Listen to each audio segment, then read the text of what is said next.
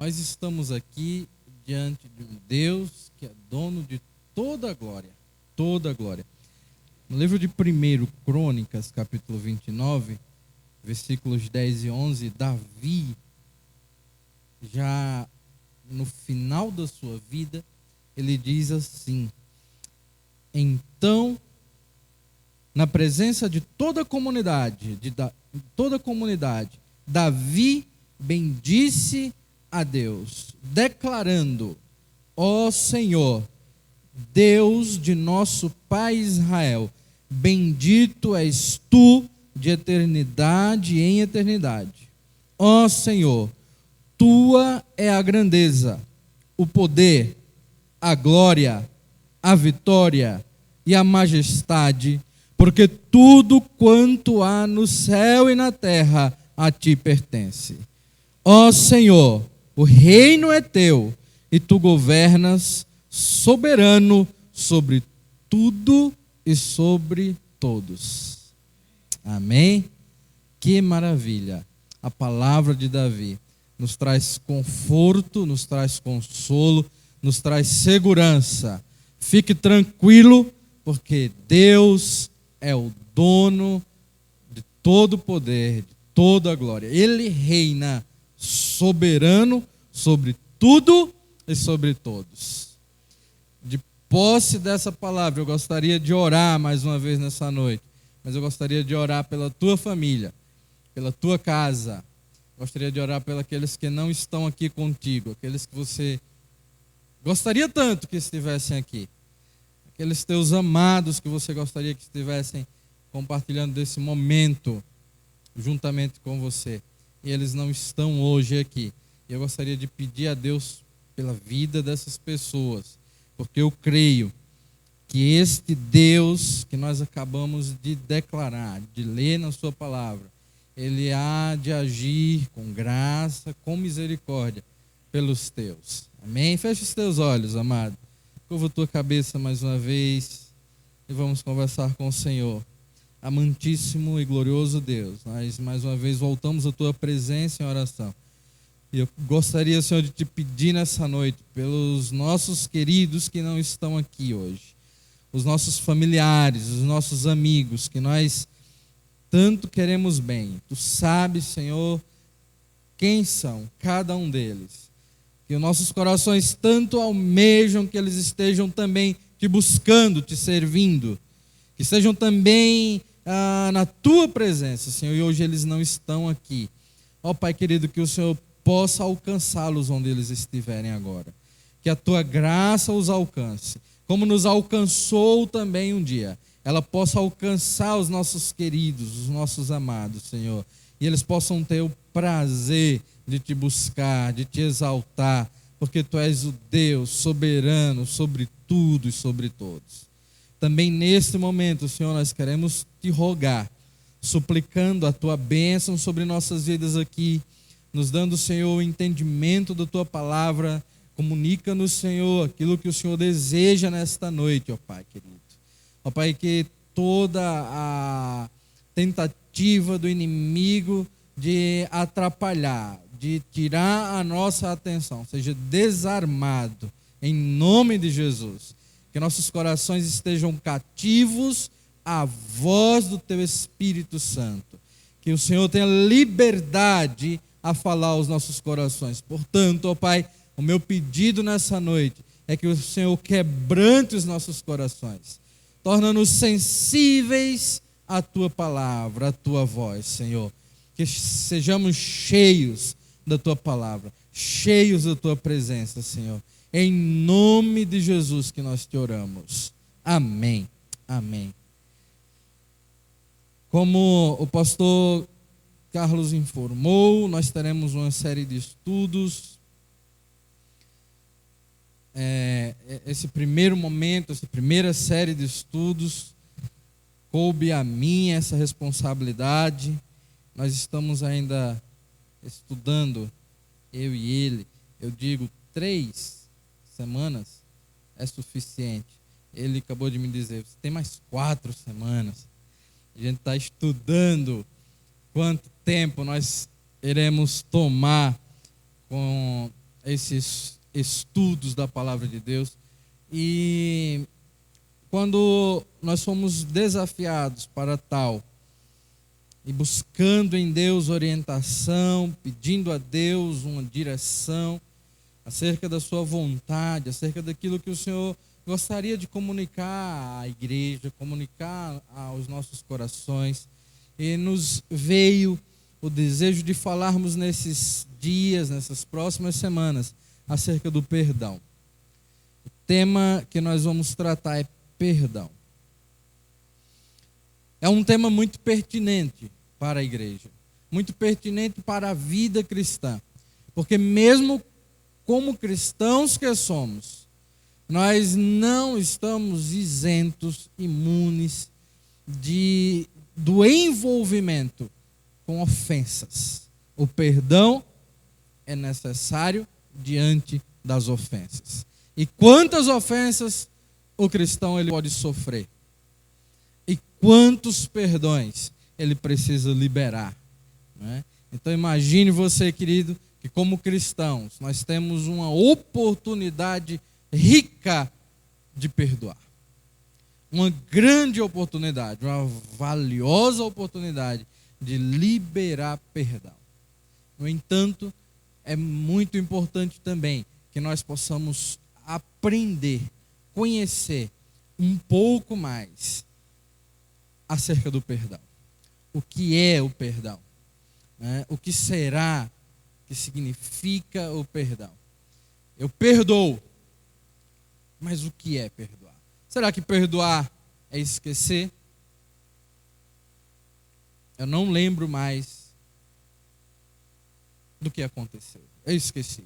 Não sei mais do que você está falando. Isso é perdão? Perdoar é um sentimento ou perdoar é uma decisão? O que é perdoar? Antes da leitura do texto bíblico, em que nós iremos basear nessa noite o nosso estudo, eu gostaria de deixar uma pequena ilustração sobre perdão que me marcou um dia. Eu ouvi um dia essa ilustração, pequena e simples, acerca do perdão, porque nessa noite nós iremos buscar na palavra de Deus entender o que é perdão. Por que perdoar? Mas um dia eu ouvi essa ilustração e ela me marcou há um bom tempo atrás. E alguém respondeu a pergunta sobre o que é perdão. Essa pessoa que respondeu a pergunta sobre o que é perdão, ela respondeu por meio de uma ilustração. A ilustração diz assim: você, alguma vez na vida, já foi picado por uma abelha ou um maribondo? Quem já viveu em sítio, né, na roça, teve essa oportunidade? Você já foi picado alguma vez por uma abelha, por um maribondo? E a pessoa responde assim: já. A segunda pergunta é assim: doeu? A picada da abelha doeu? Doeu. Doeu muito. Ficou um hematoma. Inflamou. Ficou roxo. Deu até febre. Dói muito a picada da abelha, do maribondo. Faz tempo isso? Faz algum tempo. Essa picada ainda dói? E a pessoa diz assim: não, não dói mais. Passou. Você sabe que foi picado, você sabe que doeu, mas não dói mais. Passou. Você não esqueceu que foi picado, mas você não sofre mais com aquela picada. O perdão, ou no perdão, você não tem uma amnésia da ofensa que você sofreu, mas a ofensa não dói mais em você, porque você perdoou, você esqueceu, passou. Não faz mais parte da tua vida a picada, a ofensa. Essa pequena ilustração acerca dessa resposta simples acerca do perdão nos traz agora para a luz da palavra de Deus, procurarmos compreender aquilo que o Senhor nos ensina acerca do perdão. Mesmo assentado como os irmãos estão, mas eu gostaria que abrissem suas Bíblias no livro de Gênesis, capítulo 50. Livro de Gênesis, capítulo 50, nós vamos ler alguns versículos a partir do 15.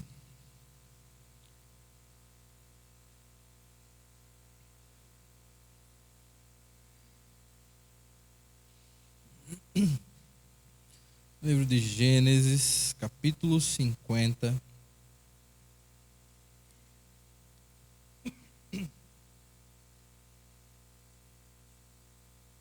Versículo 15 em diante. Vamos ler o 15, 18, 19 e 20. Diz assim: vendo que seu pai estava morto, comentaram entre si os irmãos de José: e se José for nos tratar como inimigos e nos retribuir todo o mal que lhe fizemos no passado? Versículo 18. Logo em seguida chegaram seus próprios irmãos e, lançando-se a seus pés, suplicaram: ei-nos aqui como teus escravos. No entanto, José lhes assegurou: não tenham medo. Acaso estou eu no lugar de Deus? E o versículo 20 diz: o mal que tinhais a intenção de fazer-me, o desígnio de Deus o mudou em bem, a fim de cumprir o que se realiza hoje diante dos nossos olhos, salvar a vida de um povo numeroso. José certamente é uma das maiores manifestações de perdão no Antigo Testamento. Ele nos dá lições acerca do perdão. Lições grandiosas acerca do perdão. José, ele sofre ofensas contínuas e consecutivas. Ele começa a sofrer ofensas desde a sua casa com o seu pai, que por uma falta de sabedoria, em meio aos seus irmãos, prefere ele e deixa isso muito claro, nítido, notório para todos. José é preferido entre os irmãos. A preferência que o seu pai tinha por ele gerou um problema muito grande para ele. Gerou inveja e ciúme no coração dos irmãos.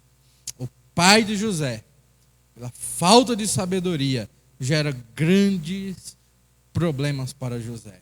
José agora passa a ser vítima da preferência do seu próprio pai.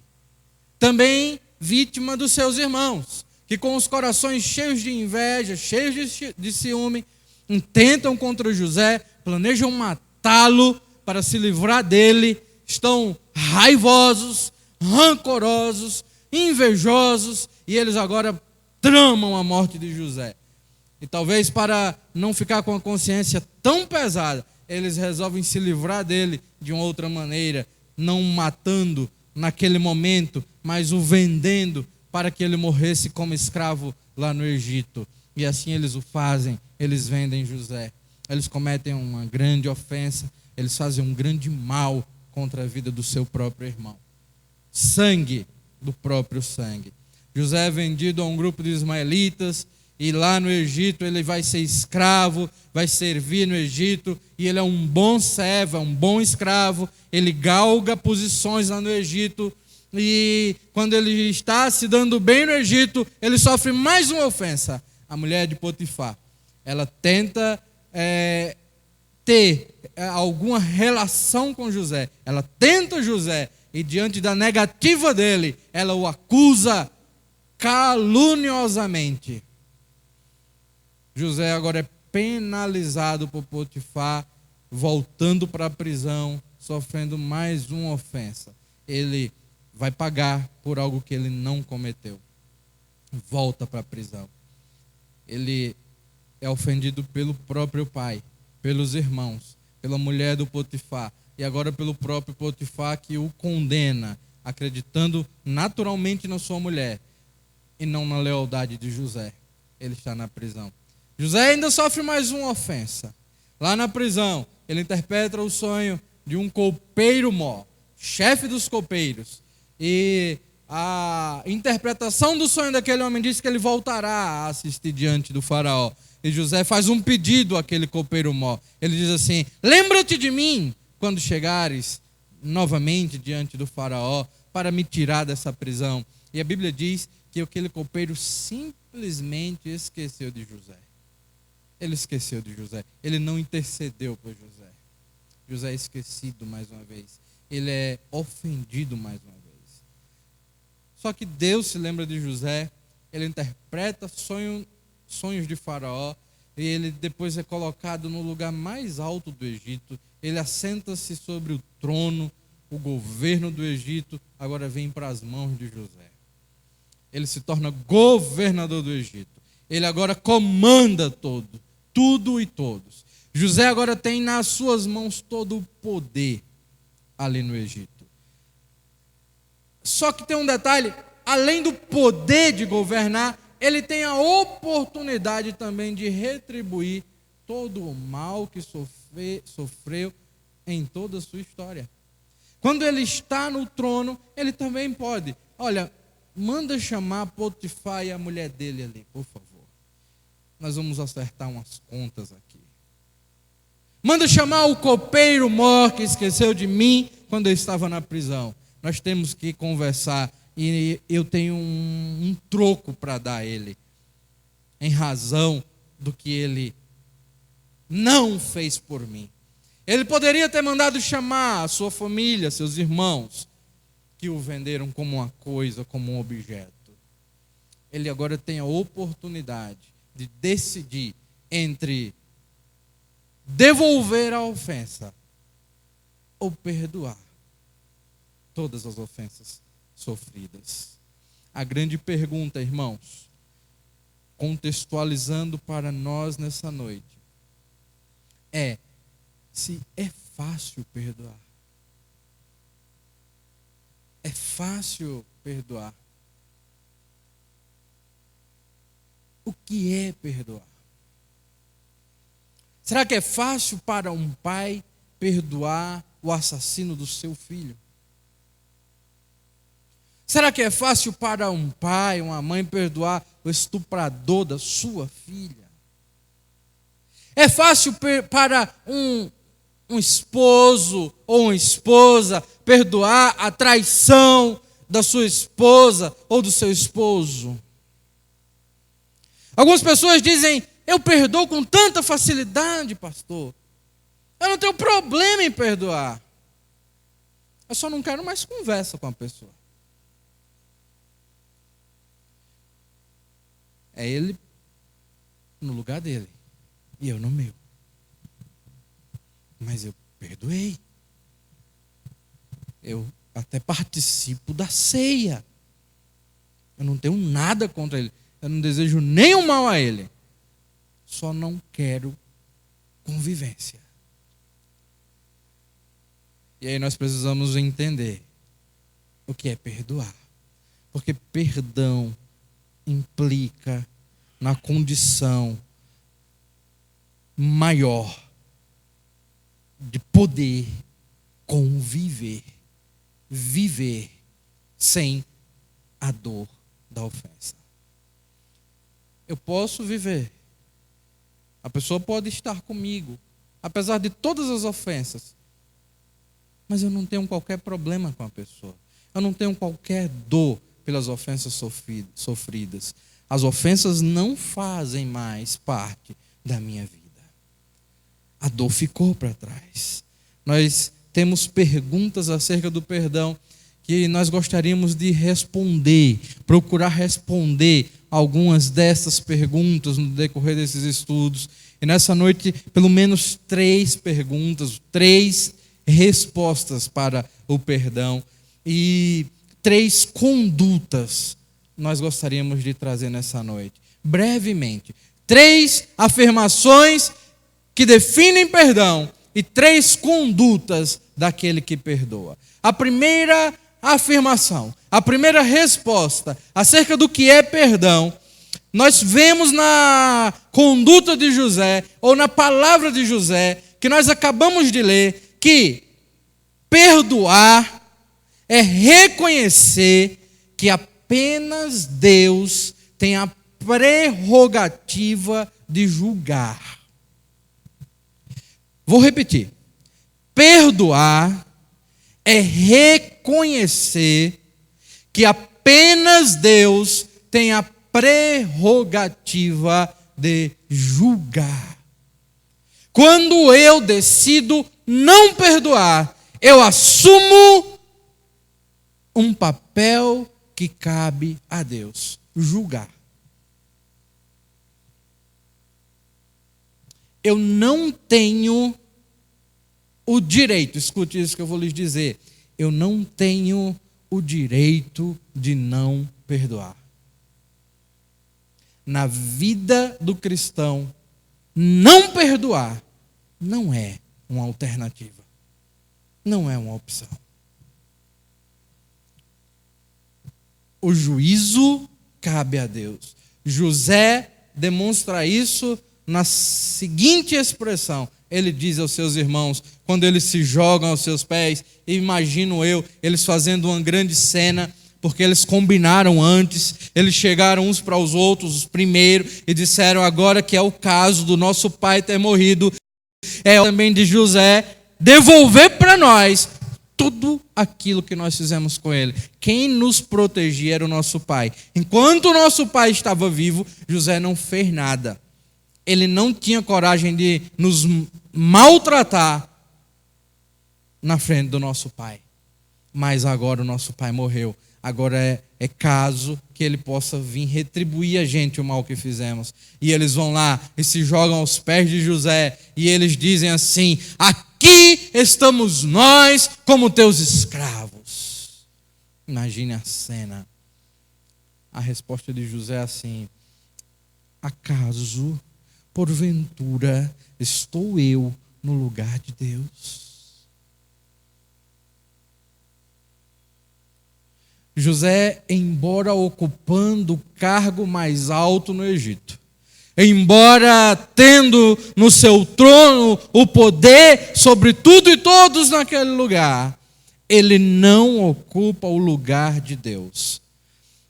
Ele não se coloca como juiz dos seus irmãos pela ofensa que sofrera. José nos ensina com a sua postura que o julgar cabe a Deus. Vocês estão na balança do Criador. Não é nas minhas mãos que vocês estão. Vocês não precisam fazer isso. Levantem daí. Não precisam se jogar aos meus pés dizendo que estão nas minhas mãos. Vocês não estão nas minhas mãos. Vocês estão nas mãos de Deus.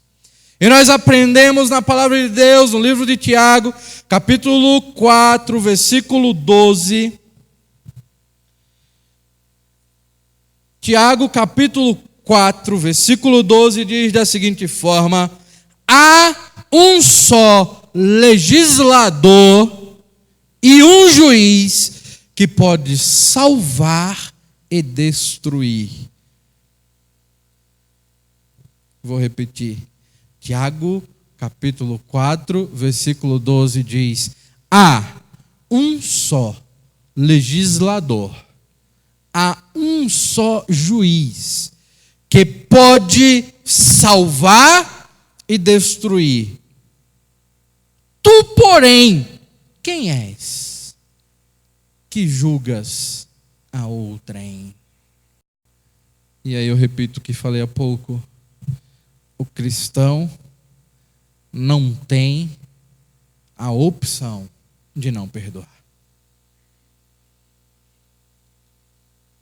quando ele age dessa maneira, ele não age como cristão. Há um só juiz que pode julgar, salvar ou destruir. Tu, porém, que fazes? Quem és para julgar outrem? E José parece que tantos anos antes dessa escrita já compreendia claramente esse entendimento. Acaso estou eu no lugar de Deus para vos julgar? Deixa eu dizer para você, quando nós assumimos essa postura de não perdoar, quando nós não reconhecemos que só Deus pode julgar aquele que nos ofendeu, nós emitimos uma sentença sobre o outro, mas de nós a única sentença que pode resultar de um coração amargurado, a única sentença que pode resultar de um coração raivoso, de um coração ressentido, é uma sentença de destruição de relacionamento, é uma sentença de alimentar ressentimentos, indiferença, e é uma sentença perpétua. Você já percebeu, irmãos, queridos irmãos, que quando há uma ofensa, a falta de perdão, aquela pessoa que decide não perdoar, ela sempre diz assim: nunca eu vou perdoar. Eu nunca vou perdoar fulano pelo que ele fez. Eu nunca mais quero olhar na cara de cicrano pelo que ele fez, pelo que ela fez. A nossa sentença, quando nós julgamos, é de pena perpétua. É para nunca mais. É dizer que nunca vai perdoar, que nunca vai esquecer. Quantas vezes nós ouvimos relatos de pessoas que foram ofendidas pelo marido ou pela esposa e disseram assim: isso daí eu não vou perdoar, isso daí eu não perdoo nunca, podia ter feito qualquer outra coisa. Ou ainda diz assim: eu esperava de qualquer pessoa, menos de fulano, menos de cicrano, eu não vou perdoar, eu não consigo perdoar jamais.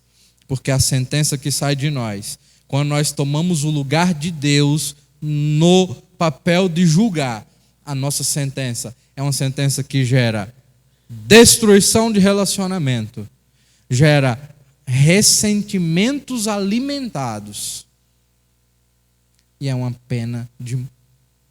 pena perpétua, para nunca mais ter uma nova chance, restauração, jamais. Porém, quando nós deixamos Deus julgar a dor que sofremos, a ofensa que sofremos, quando tomamos a atitude de José de não assumir o papel de Deus, a sentença de Deus, o juízo de Deus é diferente do nosso. O juízo de Deus aponta para o quebrantamento, para o arrependimento, para a restauração do relacionamento. E mais ainda, a sentença de Deus aponta para a cura, libertação e restauração da alma amargurada. Há uma diferença grande quando nós julgamos uma ofensa e quando nós permitimos que Ele, que é dono de todo juízo, julgue. Enquanto nossa sentença caminha para a destruição, a sentença de Deus caminha para quebrantamento, arrependimento e restauração do relacionamento. Ainda no livro de Tiago, capítulo 1, versículo 20, o escritor diz algo tremendo aqui.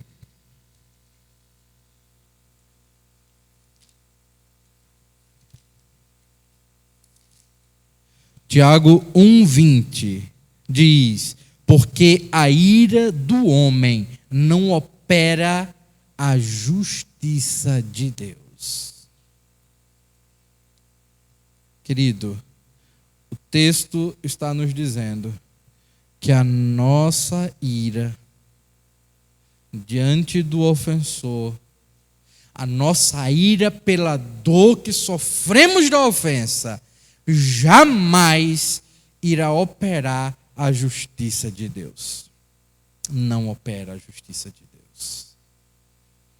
Ela pode operar a nossa justiça. Você já percebeu que quando há vingança, eu não sei se você já passou por esse tipo de experiência, mas quando há uma vingança por uma ofensa recebida, não há satisfação. Você pode ver aquela pessoa que lhe ofendeu em desgraça, e você pode comemorar a desgraça da pessoa. Você pode dizer assim: que coisa boa, agora sim ela tem o que mereceu, ele tem o que mereceu. Acho pouco ainda, que bom que está sofrendo. Mas se você chamar a pessoa para conversar no outro dia, ela continuará dizendo assim: ainda é pouco. E se a pessoa cair em mais desgraça ainda, aquela pessoa vai continuar dizendo assim: ainda é pouco, deveria sofrer mais. Porque, irmãos, o juízo do homem, o meu juízo, o teu juízo, não irá nos satisfazer jamais. É uma pena perpétua para o outro. O outro tem que sofrer até o fim. Não pode haver nada que lhe beneficie. Ele precisa pagar. E ele nunca vai conseguir pagar. Ela nunca vai conseguir pagar diante do nosso juízo, da nossa justiça. Porque a nossa justiça está cheia de ira. Quando nós assumimos o papel de juízes para com quem nos ofende, nós nos enchemos de ira sobre o outro. E a palavra de Deus nos diz aqui no livro de Tiago, exatamente esta palavra, é que a ira do homem não opera a justiça de Deus. Deus fica de fora. Não haverá justiça de Deus quando a minha ira toma o lugar. Uma segunda afirmação, uma segunda resposta acerca do perdão é que perdoar é ser grato a Deus pelo perdão recebido. Eu preciso perdoar. Eu preciso perdoar porque eu sou perdoado. Imagine você estarmos aqui domingo, quinta-feira, segunda-feira, terça-feira, quarta de manhã. Imagine você todos os dias estarmos aqui orando e dizendo: Senhor, perdoa os meus pecados. Senhor, perdoa os meus pecados. E deixa eu dizer uma coisa para você, querido. Você está aqui porque você é perdoado por Deus. Deus perdoou os teus pecados. E por isso você tem que perdoar. Você é obrigado a perdoar. A falta de perdão não é uma opção para você. Perdoar é dizer a Deus: obrigado pelo perdão sobre a minha vida. Mas pastor, eu não aguento mais, porque não foi só uma vez, já é a 10ª vez que ela me ofende, que ele me ofende, o patrão me ofende todos os dias no trabalho, eu não aguento mais, eu não consigo mais perdoar. Mas eu continuo pedindo a Deus perdão, porque eu continuo pecando, eu continuo errando, eu continuo precisando do perdão de Deus para a minha vida. Eu continuo precisando do perdão todos os dias, e isso me faz precisar perdoar todos os dias. Perdoar é ser grato a Deus pelo perdão recebido, porque quem tem perdão, perdoa. Ninguém pode dar aquilo que não tem. E quando eu disse assim, você está aqui, porque você é perdoado. Eu escutei um sonoro amém, glória a Deus. É porque você tem perdão, então você pode perdoar, querido. Você pode perdoar porque você tem. Você não precisa mais dizer, eu não consigo perdoar. Você consegue perdoar porque você tem perdão. O não perdoar é ingratidão para com Deus. Dizer eu não perdoo é dizer, Deus, eu não sou grato pelo teu perdão na minha vida. Você quer ver isso? Abra sua Bíblia no livro de Mateus, capítulo de número 18. Vamos ler a partir do 23, uma parábola que o Senhor Jesus conta aos seus seguidores acerca do perdão. Mateus 18, do 23 ao 35, diz assim: Por isso, o reino dos céus pode comparar-se a um certo rei que quis fazer contas com os seus servos, e começando a fazer contas, foi-lhe apresentado um que lhe devia 10.000 talentos. E não tendo ele como pagar, o seu senhor mandou que ele e sua mulher e seus filhos fossem vendidos com tudo quanto tinha, para que a dívida se lhe pagasse.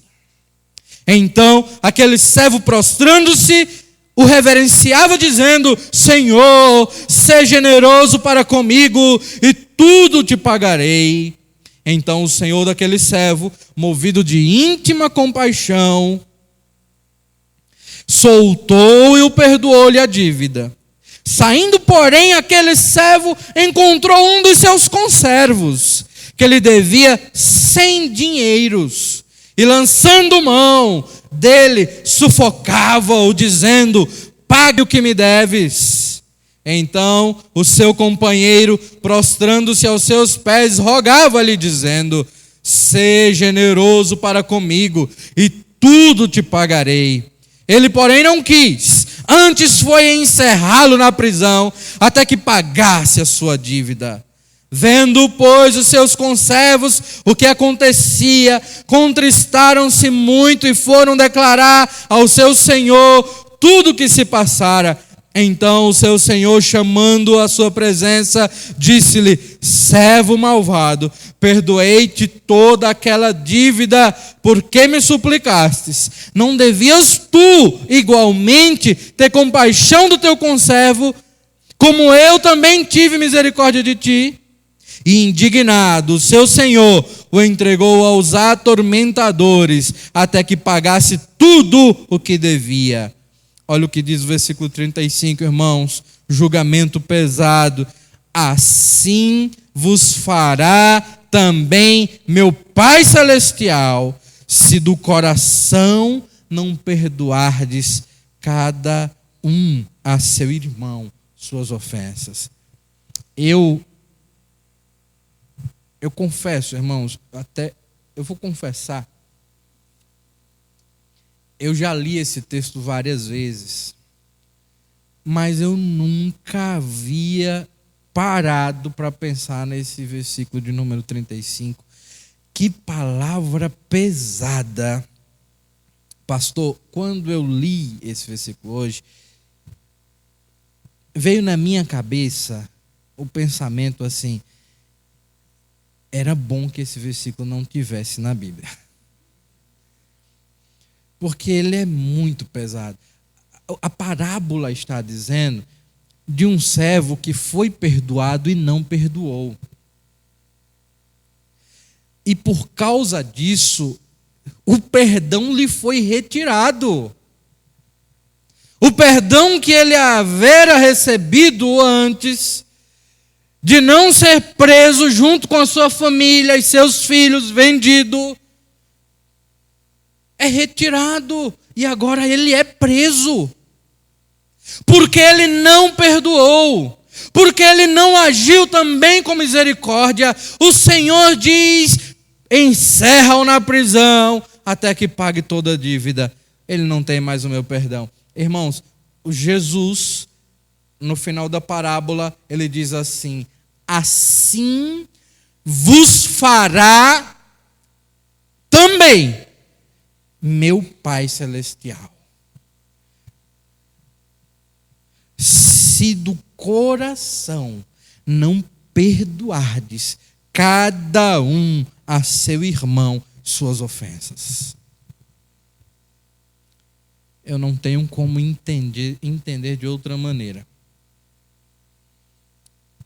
A parábola e a afirmação é muito clara. Eu preciso perdoar. Porque a palavra está dizendo que se eu não perdoar, eu não tenho perdão. Eu não sei você, mas eu tremo com essa palavra. Porque, irmãos, se eu não tiver perdão, eu estou perdido.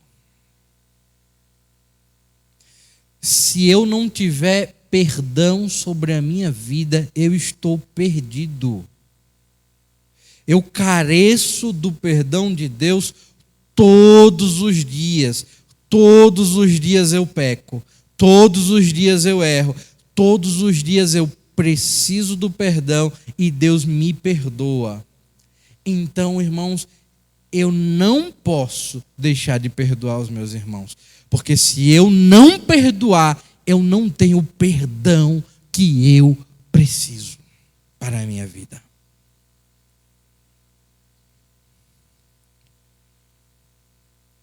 Pedir perdão a Deus pelos pecados, mas não perdoar as ofensas sofridas pelo irmão, por parte do irmão.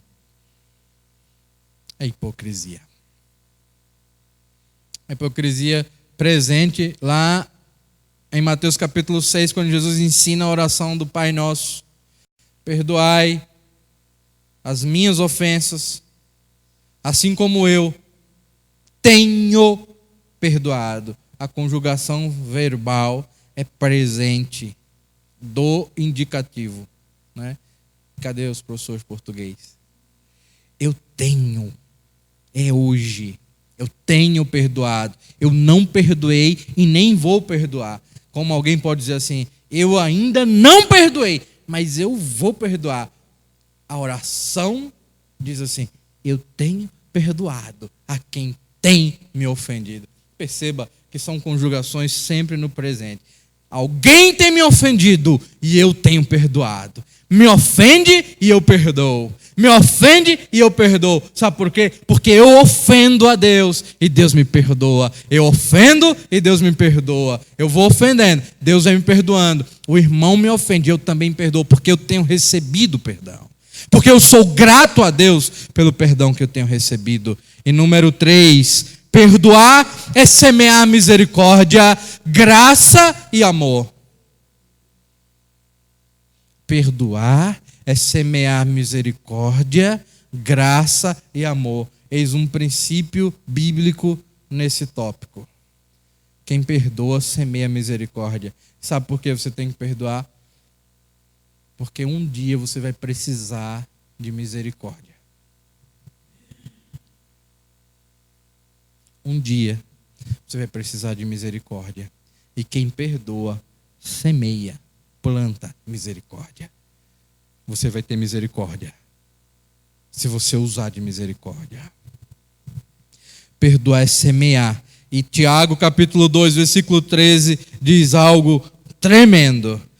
Ainda lá, voltando no livro de Tiago, capítulo 2, versículo de número 13, a palavra de Deus diz assim: porque o juízo é sem misericórdia para com aquele que não usou de misericórdia. Porque o juízo é sem misericórdia. Oh, Jesus, tem misericórdia de nós. Irmãos, entenda esse texto bíblico, querido. Se você não entendeu nada até agora, em nome de Jesus, entenda esse texto bíblico. Porque o juízo é sem misericórdia. Não haverá misericórdia no juízo. Para quem não fez misericórdia.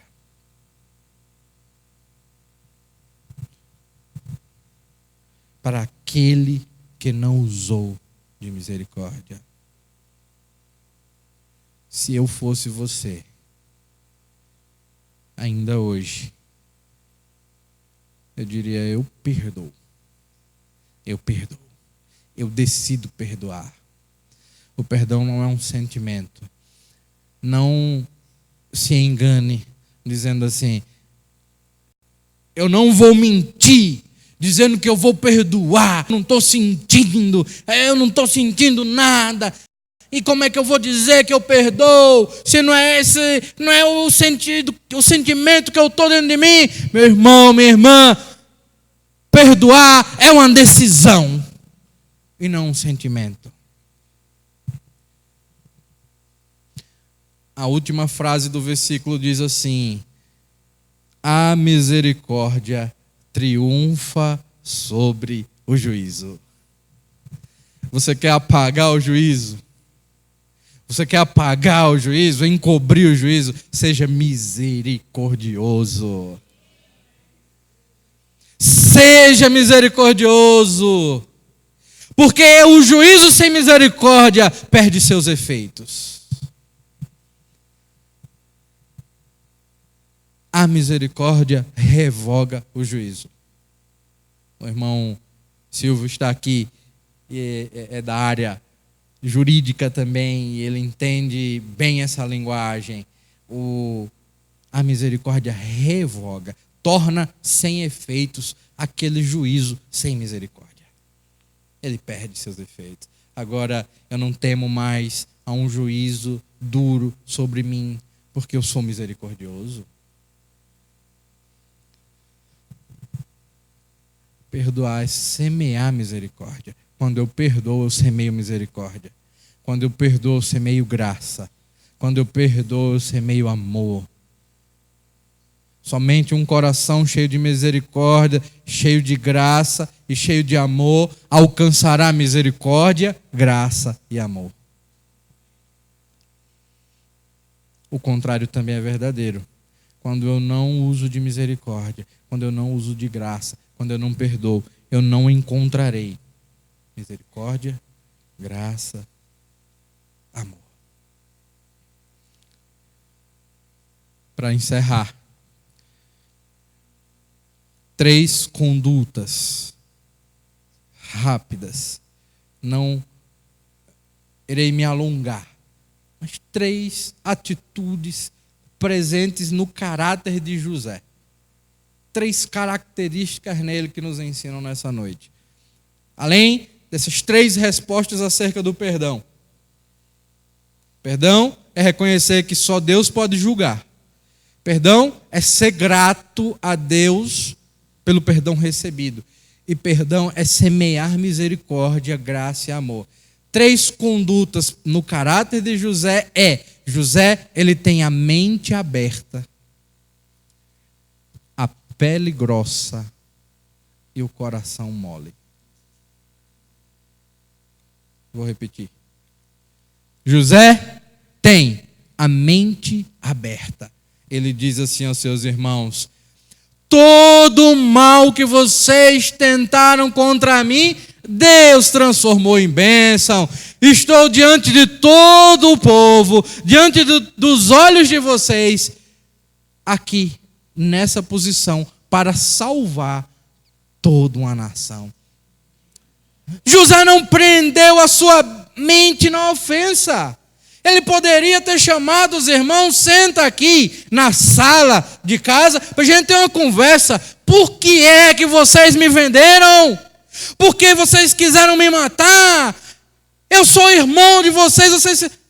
José não prendeu, limitou a sua mente na ofensa sofrida, mas a sua mente é larga, porque ele voltou a sua mente para o que Deus havera feito por ele e não o que os irmãos fizeram com ele. A minha mente precisa ser larga, não limitada à circunstância da ofensa, mas larga para compreender que o juízo de Deus, a misericórdia de Deus, a graça de Deus é quem reina sobre mim. E não a dor da ofensa. José tem a pele grossa, mente larga e pele grossa. Pode bater, eu aguento. Perdoou de novo, bateu de novo, doeu de novo e eu perdoo de novo. Não vai ficar sem o meu perdão. Eu vou perdoar sim, porque eu aguento essa pancada. Eu aguento sim. Irmãos, sabe o que eu aprendo com isso? É que José não era um crente casquinha de ferida. José não era um crente pelezinha de bebê, que não aguenta nada, é um não me toque, porque se pisar no meu dedo midinho, eu vou virar uma fera, eu sou pavio curto, eu sou estourado, olha, não mexa comigo. José não era assim, José era pele grossa. José aguentava a pancada do pai, dos irmãos, da mulher de Potifar, do copeiro. E com todas as pancadas que ele recebeu, ele permaneceu de pé. Eu aguento a pancada. Eu posso até ter balançado em algum momento, mas eu aguentei, eu estou aqui de pé. Olha eu aqui. Vamos para outra. Vamos seguir em frente. Porque eu tenho uma pele grossa. Por último, José tinha um coração mole. Porque um coração mole. Um coração mole não é endurecido. Um coração mole é um coração sensível. Eu perdoo. Eu decido perdoar. Eu perdoo. Eu acredito que vai ser diferente. Eu vou dar uma nova chance. Eu vou dar mais uma chance. Eu perdoo sim. Eu vou perdoar. Eu estou debaixo da palavra. Meu coração é cheio de graça e eu vou perdoar por isso. Meu coração é sensível e eu vou perdoar por isso. Eu sou mente aberta, pele grossa, coração mole para perdoar.